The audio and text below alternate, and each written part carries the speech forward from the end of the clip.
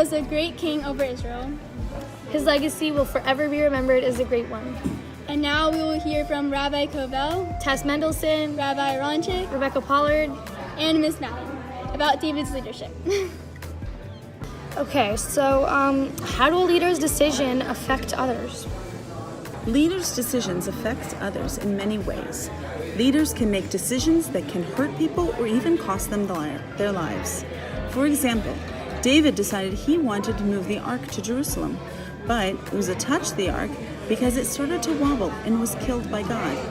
David, of course, had no intentions to hurt Uzzah, but his decision to move the ark ended up costing Uzzah his life. Leaders' decisions are sometimes made to make an impression on the rest of the nation. Quote, "And David called one of the young men and said, 'Go near and fall upon him.' And he smote him that he died.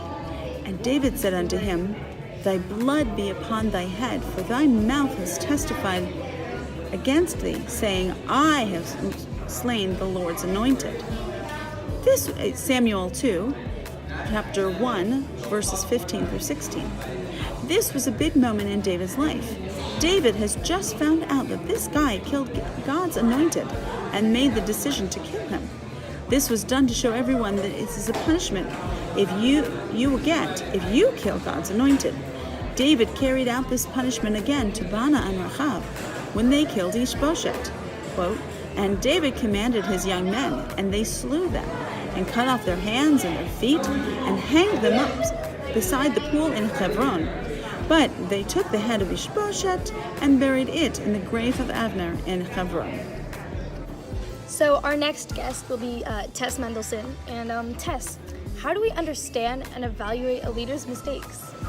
So first I want to thank you for inviting me onto the show, Naama. You're welcome. I'm really excited about it. So I think we understand and evaluate a leader's mistakes by thinking about the pressure that they're under and thinking about what influenced them into making those mistakes. We also try to do this by looking at what the leader did in response to their mistake.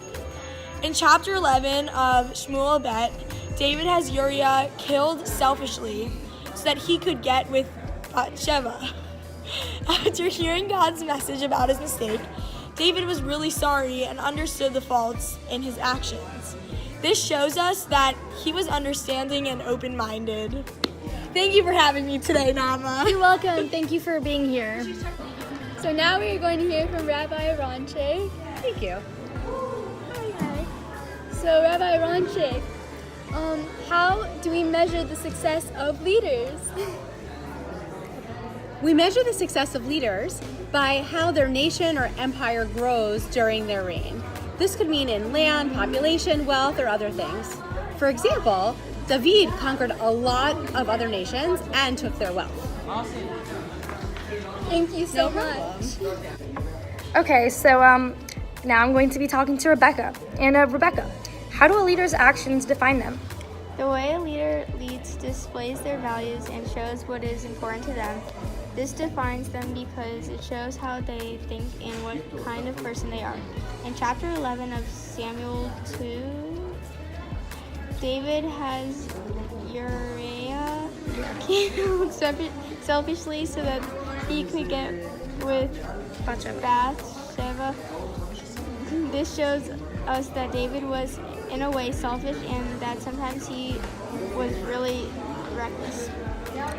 Thank you, Rebecca. So I'm here with Miss Mayton, and I'm just going to interview her. So, Miss Mayton, what is the legacy of a leader? The legacy of a leader is what they leave behind. It could be the state of their nation, or it could be what they've done for the nation and their story. David left behind a great legacy. So far, David has been the most productive king Israel has ever had. David was able to capture Jerusalem, the promised land of the Jewish people. And David came to Baal Perazim, and David smote them there. And he said, "The Lord hath broken mine enemies before me like the breach of waters." Therefore, the name of that place was called Baal Perazim. Samuel 2, 5:20. Not only was Jerusalem in the possession of the Israelites, but David moved the ark to Jerusalem. Thank you. Hello. Today I'm here with Nathan, and we're just going to talk about David's life. So, Nathan, how do you feel about David? So honestly, he's a really cool guy, but he can be really stupid at times. In what ways? So basically, there was this one time where he had this guy named Uriah killed because he liked his wife. Dang.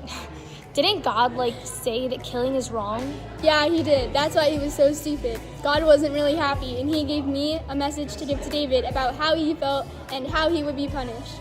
He told me a story about two men who lived in a town, one rich and the other poor. The rich man had many lambs and many possessions.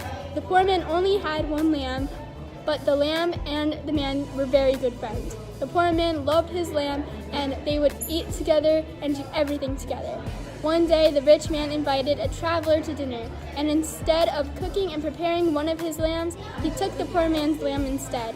I told this story to David, and he said that the rich man should get the punishment of death. I then told him that the rich man is supposed to represent him, and that God gave him everything, and still he betrayed him. And was David understanding? Yeah, he was. I felt really bad for him because God punished him hard, but honestly, he deserved it. Yeah, I see what you mean. Hi, so I'm here with Sharfifa. Hey. And she was there when David brought the ark to Jerusalem. So we're going to interview her now. So, Sharfifa, can you give us a little insight on when David took the ark to Jerusalem? I guess so. So, we heard that Uzzah died when he was trying to stabilize the ark. How did David react to God killing him? I'm pretty sure I heard David saying how he was scared of God because of that. I know he was angry at God for killing Uzzah, and that he named the area Peretz Uzzah after Uzzah's death. Oh, I didn't know that was where the name came from. So what happened when David brought the ark to Jerusalem? So, actually, David took the ark to Obed-Edom's house first, just clarifying. We were there for around 3 months. We left after God blessed his house for keeping the ark there, and we went to Jerusalem. He was dancing the whole time, and he made a sacrifice to God. Wow, thank you for that detailed description of the journey of the ark to Jerusalem. Anytime. So we used Bible.org to learn about the sin of David, which was in Samuel 2, chapter 11. And it talks about how David had reached the pinnacle of success. David had it all, and he was winning battles and had God's favors.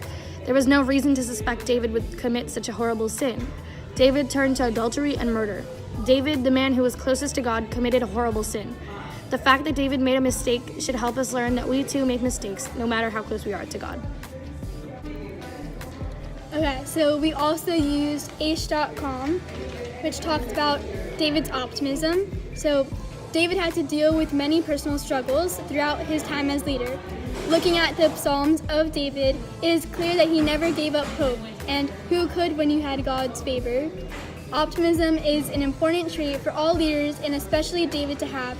Optimism helps leaders build their inner strength to overcome many challenges.